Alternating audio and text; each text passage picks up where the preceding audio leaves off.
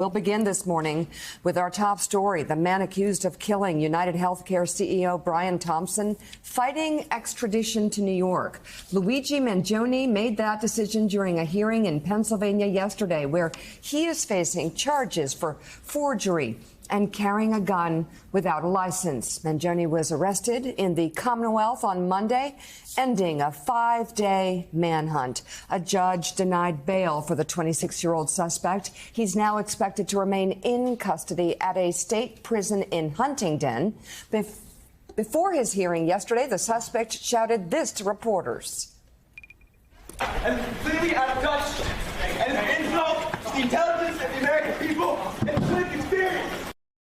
The Manhattan District Attorney's Office says it will now What does that mean? And Nothing. it's lived experience. Well, What is that? it will now seek a governor's warrant to extradite Mangione to the city, a move Democratic Governor Kathy Hochul says she supports. Prosecutors have charged Mangione with second-degree murder, forgery, and 3 gun offenses. We're also learning more this morning about the potential motive now behind the killing of United Healthcare CEO Brian Thompson. When police arrested Luigi Mangione on Monday, they found a 3-page handwritten note. Senior law enforcement officials tell NBC News the document had fewer than 300 words and included a note to law enforcement. It reads, quote, "To the feds, I'll keep this short because I do respect what you do for our country. To save you a lengthy investigation, I state plainly that I was not working with anyone."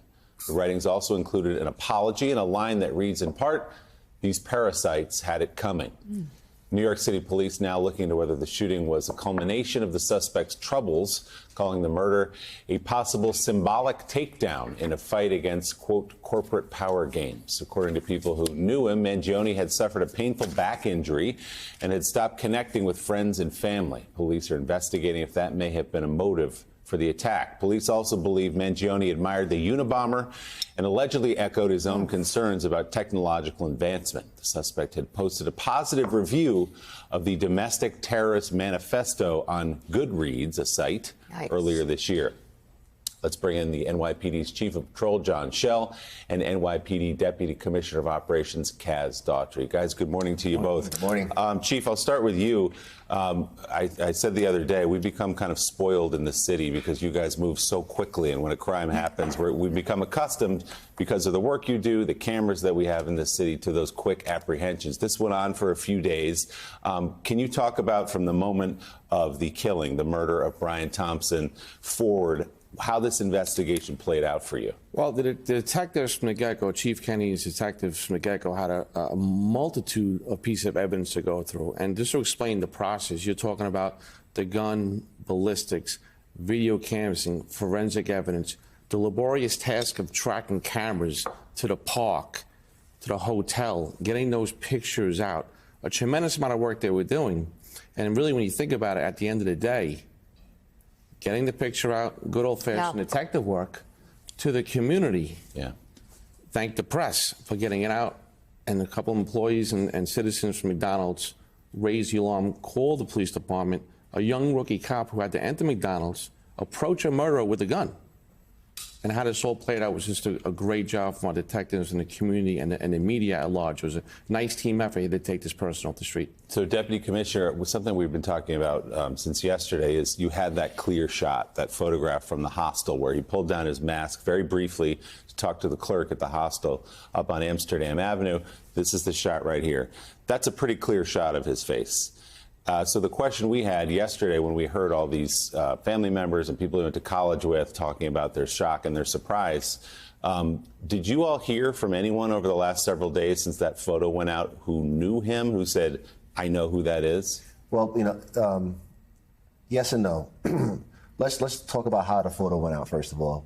Myself, the Chief Schell, the Chief of the Department, Jeff Madry, and as well as our Police Commissioner, Jessica Tisch. The Chief Kenny, while he was briefing the Police Commissioner, she said, "This photo, we got to get out immediately." She goes, "Somebody's going to know him." And immediately she gave the authorization to put that photo out to the media. Tips started coming. I think we got over 400 tips that came in. So we're still vetting these tips. And I want to say to your viewers that if anybody has any information in regards to this case, to please call 1-800-577-TIPS. Just because we have the suspect in custody, we still have a lot of work to do. You know, Chief, I know we're wading into a political issue. It's not your job. Your job's to enforce the law. I'll just ask a question this way. Would your job be made easier? Would the NYPD's job be made easier if there were more cameras up in this city, like in Central Park? Because it seemed like we had the trail. He goes into Central Park and then nothing. Wouldn't it make sense to also have cameras positioned so we could have followed him wherever he went? There's a multitude of cameras in the city, private businesses, CEOs, police cameras. Right. Even Central Park has cameras on the outskirts. That's how we're allowed to track him. The detectives track him from the park to the hotel. And what we do so well, and again, it's so hard to track video. It takes time. Right. Boots on the ground. Video compilations are the key to success here.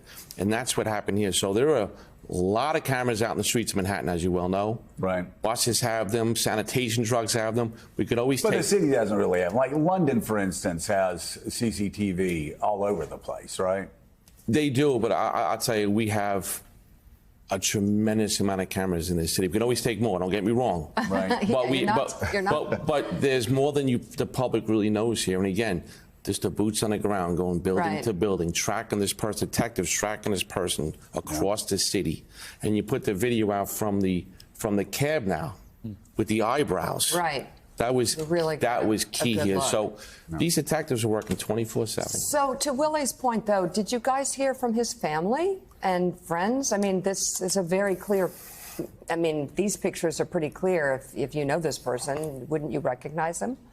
I mean, the picture you showed before of him standing outside in front of the house. So, if you saw me, my mother saw me, my dad saw me, they would be like, "That's Kaz Daughtry." Yeah, exactly. Yeah. So, like I said before, we have over, I think it's more than 400 tips that came in. We're still vetting each one of those tips, but thank God for that. The customer that was in the McDonald's. Thank God for the store. No, I get employees. that, but where were Yeah. the parents? Like, where was the family? Where Friends. were the fraternity brothers? Where were all the other people they saw? Yeah.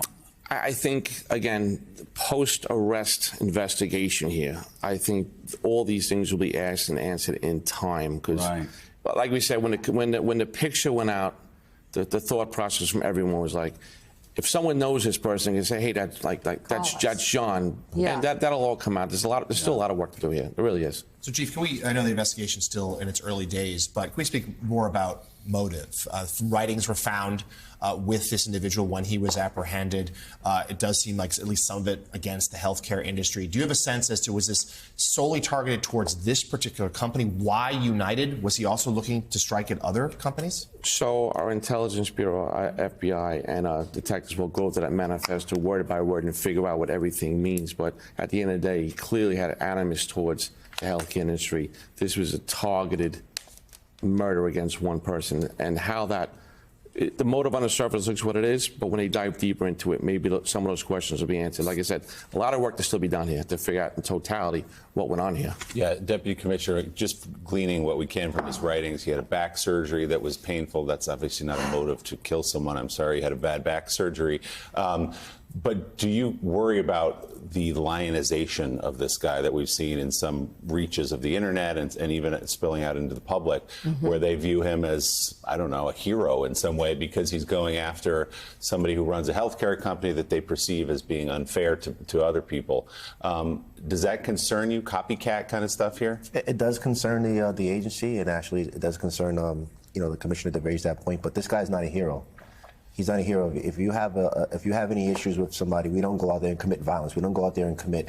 This guy committed cold-blooded murder on our streets, and that's not something that we tolerate. And I don't think that he's a hero for that. Let's follow up on the weapon that was found, the idea that it was a ghost gun, potentially manufactured in a 3D printer.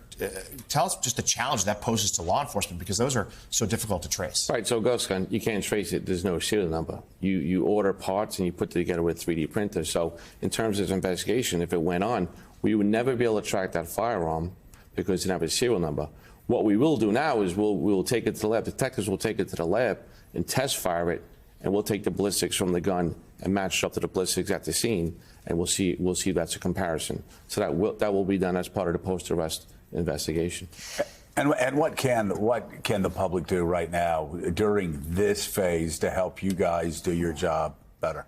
Yeah, I like I said before, I would like the public to call 1-800-577-TIPS. Even though we have all of these tips coming in, we still have to put, when I say we, the Detective Bureau, Chief Kenny and his Detective Bureau have to put together a good case to present to the district attorney's office. This guy will be back in New York City, and he will face time. I hope he faces time. He will face a jury and a judge of his peers in New York City for his investigation. Joe, if you look back at the last 3 major incidents in the city, this is a key point here for everyone to hear. A couple weeks ago, we had 3 people stabbed in the city and killed. Right. What happened? A civilian followed the bad person and alerted our cops and made the arrest. Right. 2 weeks ago in Queens, a person robbing stores, shooting. A civilian followed the bad guy and alerted our cops. And we got into a shooting and we stopped that. And now you look at the other day, again, a civilian, put a picture out, a civilian from McDonald's workers. So we say all the time, see something, say something. The public's eyes and ears are a force multiplier for public safety.